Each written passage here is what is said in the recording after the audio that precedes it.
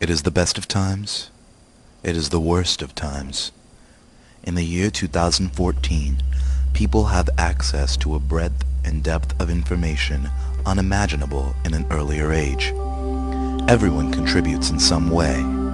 Everyone participates to create a living, breathing mediascape. However, the press as you know it has ceased to exist.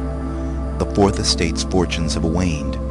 20th century news organizations are an afterthought, a lonely remnant of a not too distant past. The road to 2014 began in the mid-20th century. In 1989, Tim Berners-Lee, a computer scientist at the CERN Particle Physics Laboratory in Switzerland, invents the World Wide Web. 1994 sees the founding of Amazon.com. Its young creator dreams of a store that sells everything. Amazon's model, which would come to set the standard for internet sales, is built on automated, personalized recommendations, a store that can make suggestions. In 1998, two Stanford programmers create Google. Their algorithm echoes the logic of Amazon. It treats links as recommendations, and from that foundation powers the world's most effective search engine. In 1999, TiVo transforms television by unshackling it from the constraints of time and commercials. Almost no one who tries it ever goes back. That year, a dot-com startup named Pyra Labs unveils Blogger, a personal publishing tool. Friendster launches in 2002, and hundreds of thousands of young people rush to populate it with an incredibly detailed map of their lives, their interests, and their social networks. Also in 2002, Google launches Google News, a news portal. News organizations cry foul. Google News is edited entirely by computers. In 2003, Google buys Blogger. Google's plans are a mystery, but their interest in Blogger is not unreasonable. 2003 is the year of the blog. 2004 would be remembered as the year that everything began. Reason magazine sends subscribers an issue with a satellite photo of their houses on the cover and information custom tailored to each subscriber inside. Sony and Philips unveil the world's first mass-produced electronic paper. Google unveils Gmail with a gigabyte of free space for every user. Microsoft unveils NewsBot, a social news filter. Amazon unveils A9, a search engine built on Google's technology that also incorporates Amazon's trademark recommendations. And then, Google goes public. Awash in new capital, the company makes a major acquisition. Google buys TiVo. 2005. In a response to Google's recent moves, Microsoft buys Friendster. 2006. Google combines all of its services, TiVo, Blogger, Gmail, Google News, and all of its searches into the Google Grid, a universal platform that provides a functionally limitless amount of storage space and bandwidth to store and share media of all kinds, always online, accessible from anywhere. Each user selects her own level of privacy. She can store her content securely on the Google Grid or publish it for all to see. It has never been easier for anyone, everyone, to create as well as consume media. 2007. Microsoft responds to Google's mounting challenge with NewsBotster, a social news network and participatory journalism platform. NewsBotster ranks and sorts news based on what each user's friends and colleagues are reading and viewing, and it allows everyone to comment on what they see. Sony's e-paper is cheaper than real paper this year. It's the medium of choice for NewsBotster.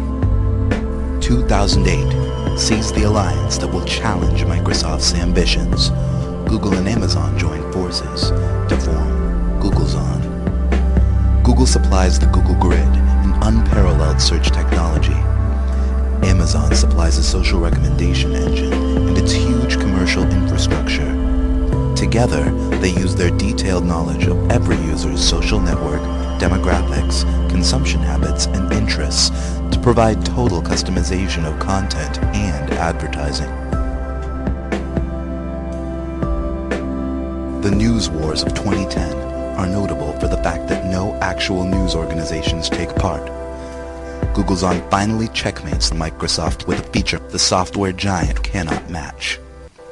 Using a new algorithm, Google's On's computers construct news stories dynamically, stripping sentences and facts from all content sources and recombining them. The computer writes a news story for every user.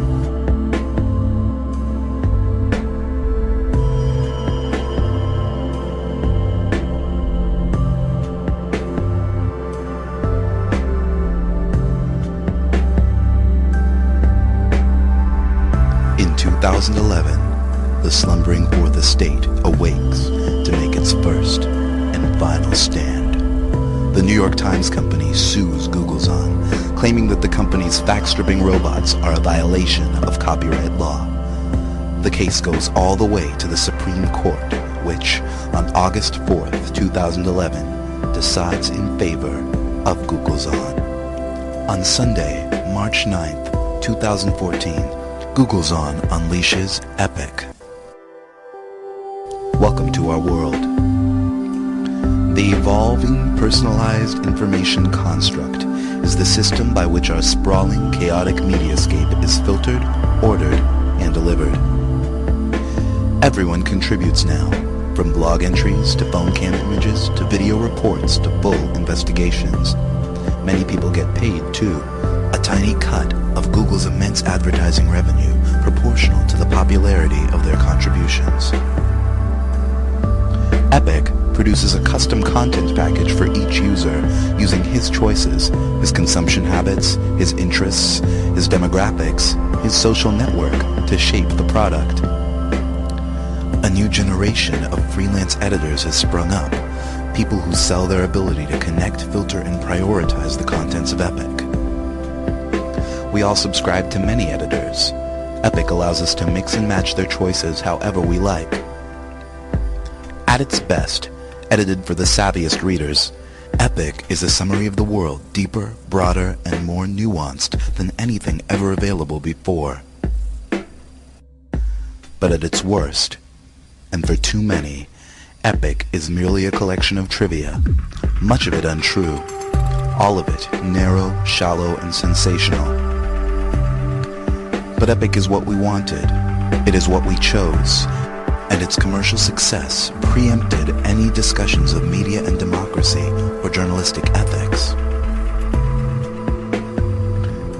Today, in 2014, the New York Times has gone offline.